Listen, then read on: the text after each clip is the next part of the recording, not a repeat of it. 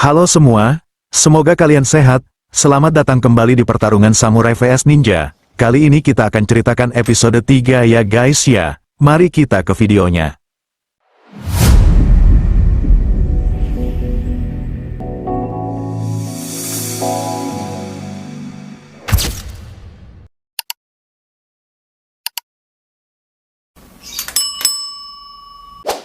Setelah bertemu dengan Cecai, mereka memutuskan untuk melanjutkan perjalanan.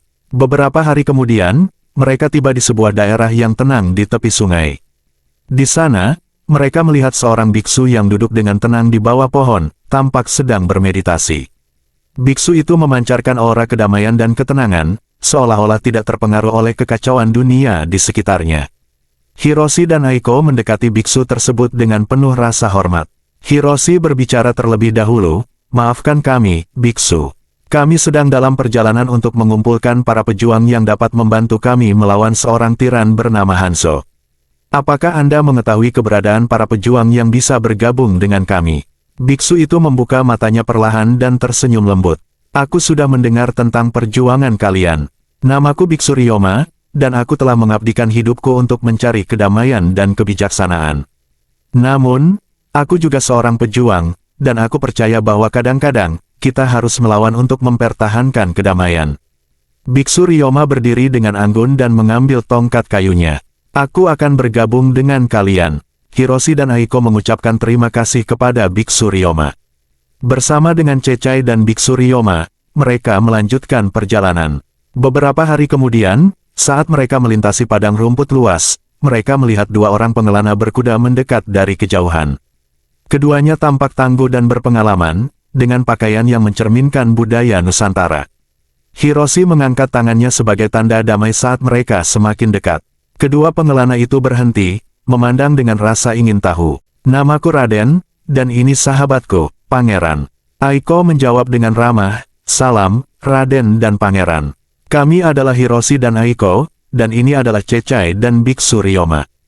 Kami sedang dalam perjalanan mengumpulkan pejuang untuk melawan seorang tiran bernama Hanzo. Apakah kalian mengetahui tentang dia?" Raden mengangguk serius. "Kami telah mendengar tentang Hanzo dan kekejamannya. Kami sedang dalam perjalanan untuk menemukan pejuang lain yang juga ingin melawannya. Sepertinya kita memiliki tujuan yang sama." Pangeran, yang tampak lebih pendiam namun penuh tekad, menambahkan, "Kekuatan Hanzo semakin besar setiap harinya. Bergabung dengan kalian mungkin adalah jalan terbaik untuk melawan tiran tersebut."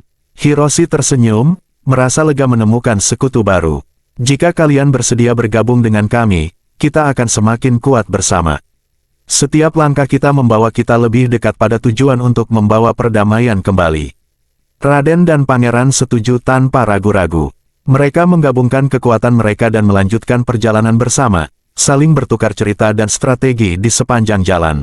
Sementara kelompok Hiroshi melanjutkan perjalanan mereka, Hanzo sibuk memperkuat kekuasaannya dengan merekrut sekutu-sekutu yang lebih kuat dan menakutkan. Dia tahu bahwa untuk mempertahankan dan memperluas wilayah kekuasaannya, dia membutuhkan pasukan yang lebih besar dan lebih tangguh. Di istananya yang gelap dan megah, Hanzo mengadakan pertemuan rahasia dengan para pemimpin kekuatan gelap dari berbagai penjuru. Di antara mereka adalah pemimpin ninja setan, kepala suku raksasa, dan para penguasa makhluk legendaris yang pernah dikenal dalam mitos dan legenda. "Saudara-saudaraku," kata Hanzo dengan suara yang penuh otoritas, "waktu kita untuk menguasai seluruh negeri ini semakin dekat. Kita harus bersatu dan menunjukkan kekuatan kita yang sebenarnya. Kita akan menghancurkan siapapun yang berani melawan kita." Pemimpin ninja setan, seorang pria bertopeng dengan mata yang berkilat merah, berbicara, "Pasukan kami siap, Hanzo. Ninja setan akan menyusup ke setiap desa dan menebar ketakutan di antara musuh-musuh kita." Kepala suku raksasa, dengan tubuhnya yang besar dan suara yang menggelegar, menambahkan, "Raksasa kami akan menghancurkan semua yang menghalangi jalan kita. Tidak ada yang bisa melawan kekuatan kami." Para penguasa makhluk legendaris, termasuk penguasa naga api dan burung Garuda raksasa, juga memberikan janji mereka untuk mendukung Hanzo. "Api dari naga kami akan membakar musuh-musuhmu, Hanzo," kata penguasa naga api. "Dan burung Garuda kami akan membawa teror dari langit," tambah penguasa burung Garuda raksasa. Dengan dukungan dari sekutu-sekutunya yang mengerikan, Hanzo mulai merencanakan ekspansi kekuasaannya. Dia mengirim pasukan ninja setan untuk menyusup ke desa-desa dan kota-kota, menciptakan ketakutan dan kekacauan. Raksasa-raksasa mulai menyerang perbatasan, menghancurkan benteng-benteng dan meruntuhkan tembok-tembok pertahanan. Sementara itu, naga api dan burung Garuda raksasa terbang di atas negeri, mengintimidasi penduduk dengan kekuatan mereka yang dahsyat. Semua ini dilakukan untuk memastikan bahwa tidak ada yang berani menantang kekuasaan Hanzo. Namun, Hanzo tahu bahwa Hiroshi dan para pejuangnya masih menjadi ancaman besar bagi rencananya. Dia mengarahkan sekutu-sekutunya untuk terus mencari dan menghancurkan kelompok Hiroshi sebelum mereka bisa mengumpulkan lebih banyak pejuang. Dengan kekuatan yang semakin besar dan sekutu-sekutu yang setia, Hanzo merasa yakin bahwa dia akan berhasil memperluas kekuasaannya dan menghancurkan semua yang berdiri di jalannya.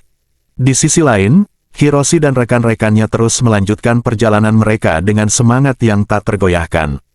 Mereka tahu bahwa waktu semakin mendesak dan mereka harus mengumpulkan lebih banyak sekutu untuk menghadapi kekuatan Hanzo yang semakin besar.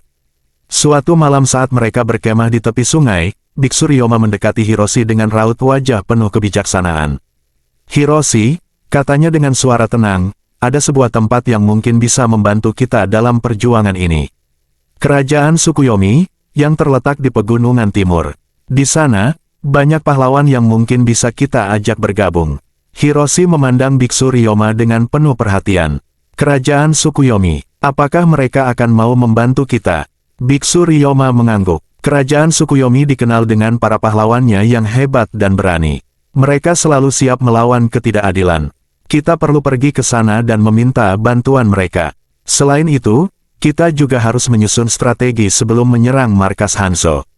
Aiko, yang mendengarkan percakapan itu, menambahkan, "Itu ide yang bagus, Ryoma.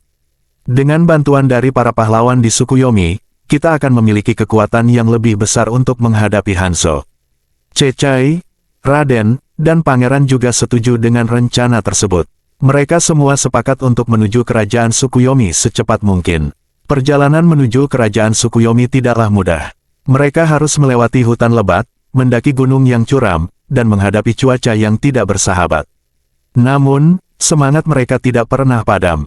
Mereka tahu bahwa setiap langkah yang mereka ambil membawa mereka lebih dekat pada tujuan mereka.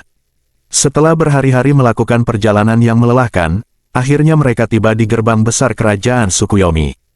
Di sana, mereka disambut oleh para penjaga yang menjaga gerbang dengan ketat. Biksu Ryoma maju dan menjelaskan tujuan mereka kepada kepala penjaga. "Kami datang untuk meminta bantuan dari kerajaan Tsukuyomi. Kami sedang berjuang melawan tiran yang bernama Hanzo, dan kami membutuhkan sekutu yang kuat untuk melawannya," kata Biksu Ryoma dengan suara tegas. Kepala penjaga memandang mereka dengan serius sebelum mengangguk. "Aku akan membawa kalian menghadap Raja Tsukuyomi. Ikuti aku." Mereka dibawa ke dalam istana yang megah, di mana mereka disambut oleh Raja Tsukuyomi, seorang pria berwibawa dengan tatapan tajam namun bijaksana.